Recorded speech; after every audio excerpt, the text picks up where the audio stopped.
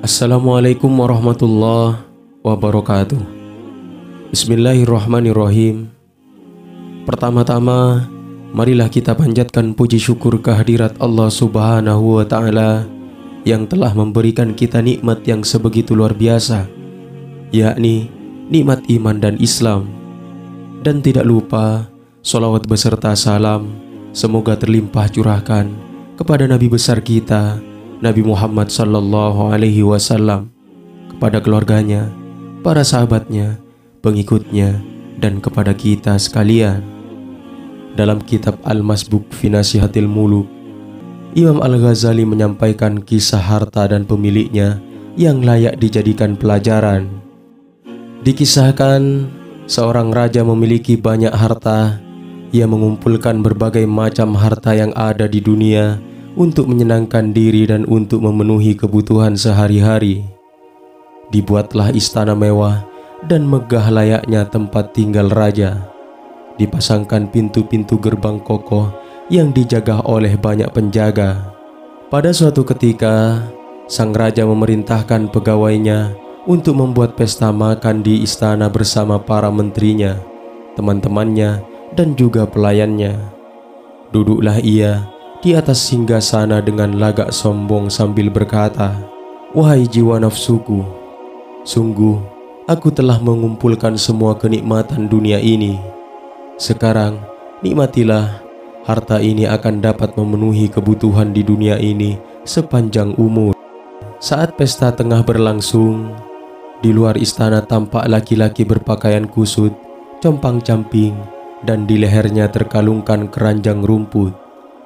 Penampilannya seperti pengemis yang meminta-minta makan.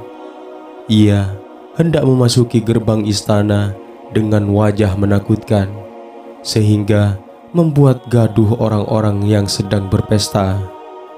Para penjaga pintu istana gentar dan ketakutan dengan kedatangan si pakaian kusut. Mereka pun melompat ke arah pintu sambil berkata kepadanya, "Hai orang lemah, bentuk kerakusan dan ketidaksopanan apa ini? Bersabarlah hingga kami dapat memberimu sisa makanan kami. Sampaikanlah kepada rajamu agar ia segera keluar, karena ada hal penting yang ingin aku sampaikan," kata si pakaian kusut. "Menyingkirlah wahai laki-laki lemah. Kamu itu siapa sehingga menyuruh raja keluar untuk menemuimu?" Jawab si penjaga dengan nada meremehkan. "Apakah kalian sudah menyampaikan maksudku kepada rajamu? Bahwa aku ingin bertemu dengannya," sergah si pakaian kusut. Kemudian berangkatlah si penjaga menghadap sang raja dan menyampaikan maksud kedatangan si pakaian kusut yang ingin bertemu dengannya. Mendengarnya, sang raja marah besar dan mencerca si penjaga. Bahkan sang raja mengancamnya akan dijatuhi sanksi. Menanti sang raja tak kunjung keluar, pakaian kusut kemudian menerobos pintu gerbang istana. Melihat itu, bangkitlah para penjaga pintu dari tempatnya dan mengejar laki-laki itu dengan tongkat dan sebilah pedang di tangan. "Tetaplah kalian di tempat semula. Aku adalah malaikat maut," si pakaian kusut berteriak. Mendengar hadirkan ini, hati orang seisi istana bergetar hingga membuat mereka terpaku tidak mampu bergerak. Mereka panik, kehilangan akal. "Ambillah harta-hartaku ini semaumu sebagai gantiku," mohon sang raja memecah kegentingan. "Aku hanya ingin mengambil nyawamu. Kedatanganku ke sini tiada lain adalah untuk memisahkanmu dengan kenikmatan dunia yang kau bangga-banggakan ini," jawab si pakaian kusut yang ternyata adalah malaikat maut. Sang raja justru akhirnya melaknat harta bendanya yang dianggapnya telah menipu, mendatangkan bahaya. Dengan menghalanginya beribadah kepada Tuhannya, ia menyangka bahwa hartanya dapat memberikan manfaat dalam kehidupannya. Ia baru sadar bahwa hartanya adalah sumber kerugian dan bencana baginya. Sekarang, ia tidak mempunyai bekal apa-apa untuk menghadapi malaikat maut yang hendak mencabut nyawanya. Atas kuasa Allah, harta sang raja diberikan kemampuan berbicara. Mengapa kamu sekarang melaknatku? Laknatlah dirimu sendiri. Allah menciptakanku agar dijadikan bekal oleh manusia untuk kehidupannya di akhirat, digunakan bersedekah kepada fakir miskin, memakmurkan rumah-rumah ilmu, masjid-masjid, dan kemaslahatan rakyat kecil, agar aku dapat membantu pemilikku di akhirat nanti. Sedangkan engkau mengumpulkanku sebagai bentuk kebanggaan dan keserakahanmu hanya untuk memenuhi hawa nafsumu. Sekarang engkau berada dalam kerugian dan kesengsaraan. Lalu, dosa apa yang aku perbuat hingga engkau melaknatku? Tak lama setelah itu, malaikat maut mencabut ruh sang raja sebelum sempat menikmati hidangan pesta yang telah disiapkan. Dari kisah ini, ada beberapa hikmah yang perlu dijadikan pelajaran. Pertama, hendaknya manusia tidak mencari harta hanya untuk memuaskan hawa nafsu.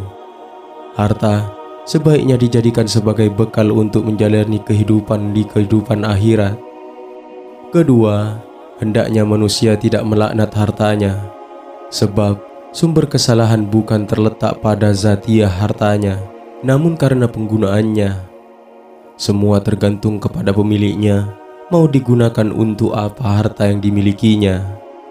Yang ketiga, harta memiliki hak, yaitu sebagai sarana bertakarrub atau ibadah kepada Allah Subhanahu wa Ta'ala dengan cara bersedekah kepada fakir miskin, membantu orang yang membutuhkan, memakmurkan masjid, dan kebaikan lainnya, sehingga menjadi bekal menjalani kehidupan di akhirat nanti. Tidak sebaliknya, harta justru menjadi penyebab manusia masuk ke api neraka. Na'udzubillahi min dzalik. Bukankah Allah Subhanahu wa Ta'ala telah mengingatkan manusia melalui firman-Nya, yang artinya, celakalah bagi setiap pengumpat dan pencela yang mengumpulkan harta dan menghitung-hitungnya. Dia manusia mengira bahwa hartanya dapat mengekalkannya. Sekali-kali tidak, pasti dia akan dilempar ke dalam neraka Huthomah. Dan tahukah kamu, apakah neraka Huthomah itu?